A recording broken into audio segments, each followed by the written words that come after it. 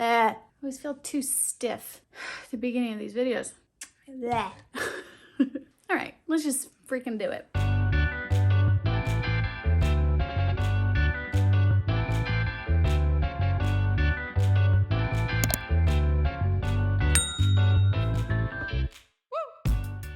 Hi, hello, welcome back to my channel. My name is Ashley. I'm a makeup artist and I am so glad that you are here today. Today's video, we are revisiting my Makeup Made Easy series where we just go back to the basics of makeup. I focus on a different aspect each video, really dive in and just really explain why, like as a makeup artist, I do certain things and give you tips and suggestions on how to do your own makeup. So today, we are talking about bronzer and blush. I grouped these two together because they are so similar to me and what they're trying to accomplish. When I think of bronzer and blush, I'm trying to make me or my clients not look dead. So all I have on my face right now is foundation, and I think I look pretty dead. There's no color to my skin. I mean, I have eyeshadow on and a little bit of lipstick, so that helps, but if I'm not wearing even lipstick, I look more dead. And so this is why I think if you wear a foundation every day, you should also be wearing a bronzer and or a blush, at least something to bring some color and life back into your skin. Let's start with bronzer. I always start with bronzer first, and oftentimes I get questions that what's the difference between bronzer and contour? Good news, my next video for Makeup Made Easy is going to be on contouring. So if you're not already subscribed, make sure you hit the subscribe button because that video will be coming very, very soon. But basically the difference is, to give you a quick snippet, contouring is used to shape your face and give illusion to your face, and bronzing is meant to bring life and color back to your face. So they are very similar, and honestly kind of the line between the two blurs. Like a lot of people, myself included, sometimes will use our bronzer to contour, but don't worry, we won't get too crazy with that today. So that's the big difference. The first thing you want to think about when you are picking your bronzer is first the color. I am pale. Is that true? It's very true. And my undertone is more cool and neutral. If you are curious how to figure out what your undertone is, there's lots of different ways and not every way works for everybody, but one way that pretty much works for most people is if you look at your veins, like in your wrist, if they are more greenish, then you're more warm toned. If you're looking and they're more blue, then you're more cool toned.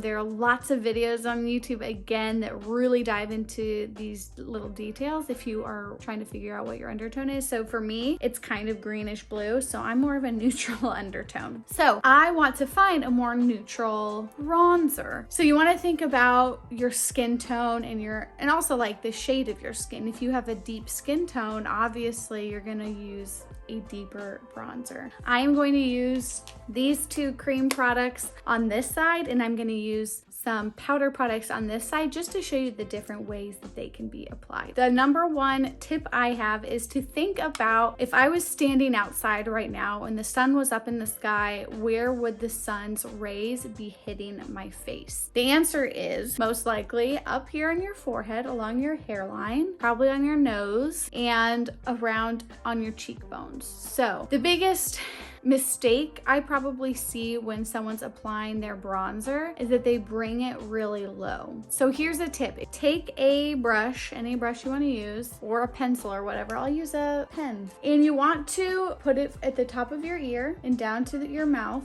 the corner of your mouth, and that is the line that you want to be applying your bronzer on. You get it a little below, that's fine. And we're not trying to do a straight line, but we don't really want to go below that line just because it's going to bring our face down, make it a little bit droopy, not as natural looking either. When I apply bronzer, I like to use a bigger, fluffier brush to make it look more natural and blown out. I like to use a brush like this, or an angled brush like this. Now I typically use an angled brush, but I know many people that prefer to use a brush like this, so it's all personal preference. I'm gonna use my Hourglass bronzer just because it's so pretty. What you wanna do is you wanna evenly coat your brush, all right? So I'm like going ham in there. This isn't, it might be annoying that everybody does this when they're like doing a makeup tutorial, but tap off that excess. I don't know if you can see how much is coming off, but the reason we do this and the reason that is so important to do when you are doing your bronzer and your blush is because if I hadn't done that and I went in like here, it could be splotchy and like a big mess, and it might be hard to blend out depending on what the product is. So everything with makeup, it is always best to start light and build up as opposed to going in with a ton of product and then trying to like reverse and blend out. I'm gonna put my hair up. One thing I forgot to mention is that since this side I'm going to be doing powders, I did put a translucent powder on over my foundation to help blend it out. I always recommend that if you are using a cream product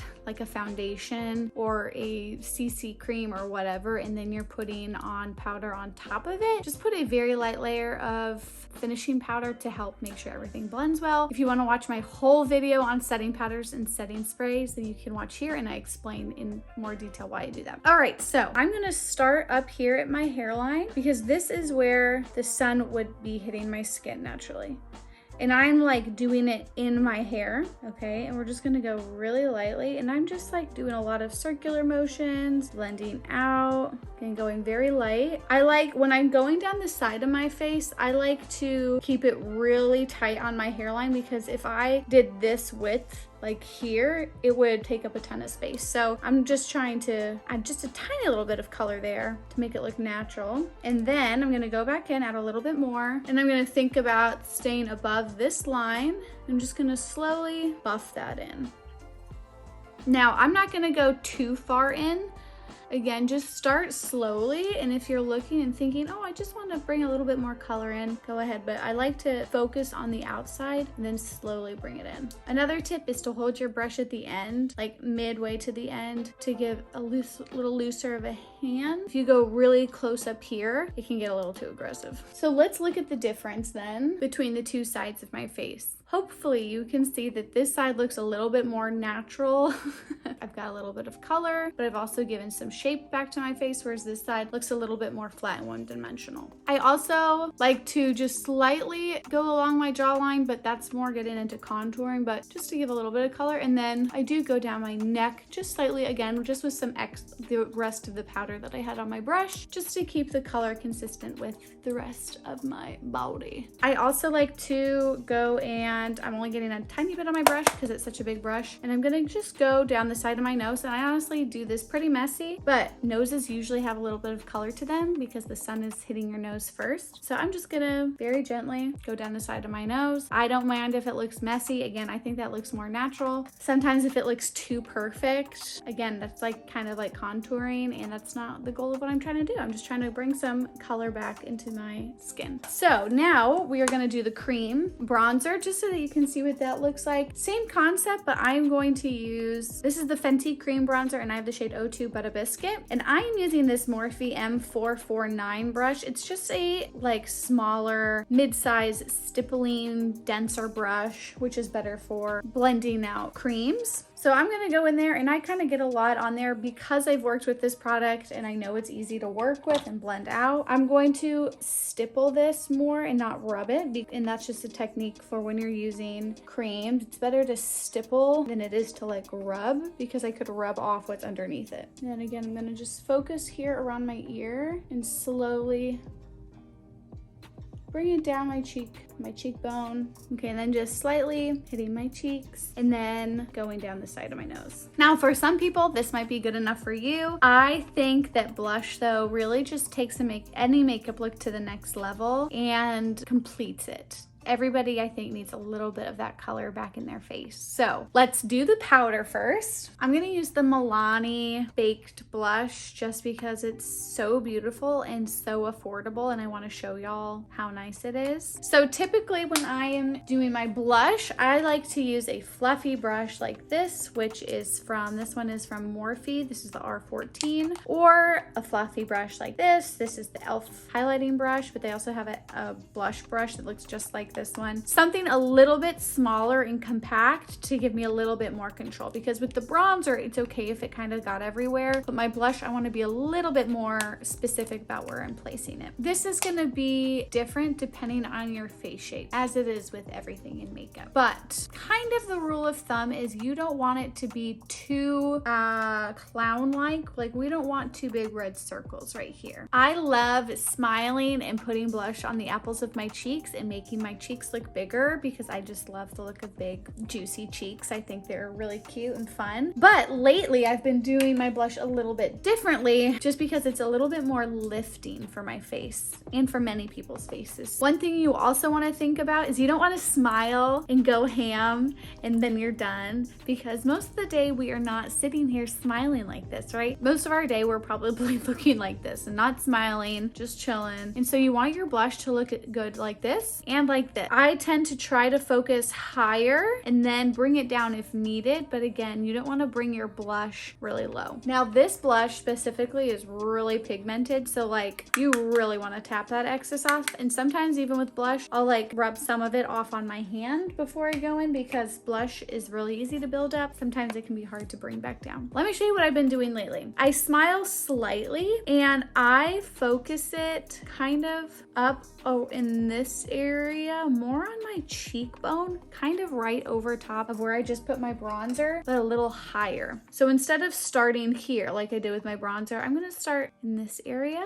and lightly go upwards, right along the side of my face. Where's the sun gonna hit me? Where might I get a little bit of a sunburn? Although we never would, because we wear our sunscreen every day, right everybody? And then I'm gonna look from the front and smile and get a little bit more color there. But I'm gonna focus it more on my upper cheekbone, kind of where people might tell you to put highlighter. This blush is so pretty. And I love this one because it's got that luminosity to it, so you don't even need a highlight with a blush like this. It is so beautiful. Now for our cream blush, we're going in with Nude Sticks. I'm obsessed with Nude Sticks, and especially with this product. I use it almost every day. They're so easy to use, so easy to work with. This is what I have on my lips right now, so that's why I love these, is because you can use them for your cheeks, for your lips. I use it at eyeshadow sometimes. It's so good for people that have to get ready super quickly, or you just don't want to mess with a lot of products. I just couldn't recommend them more. I got this shade, Sweet Peach Peony, because I think it'll just match the one we used on the other side of our face a little bit better. So I'm going to apply it exactly where I applied it on this side, like with my powder, but I'm just going to dot it. So I kind of focus it on my cheekbone more and blending in with my bronzer. And I will blend it onto the balls of my cheeks, but I'm not starting here. For this, I'm going to use the Real Techniques contour brush. And again, I'm gonna smile slightly and I'm gonna stipple just like we did with the bronzer. I'm just gonna keep blending it. I like to bring it all the way up the side of my face. And I'm bringing it onto the balls of my cheeks as well. And then what I also like to do, which I could have done with my powder one, is I like to bring a little bit of color onto the bridge of my nose from my blush. I just love blush so much. It adds so much. Like, this makes me look way more alive than the start of this video. Right? And I love these luminous blushes that have a bit of a sheen to them, because I just think it makes your skin look so dewy and fresh and plump and healthy, and I love it. But also a matte blush is beautiful too.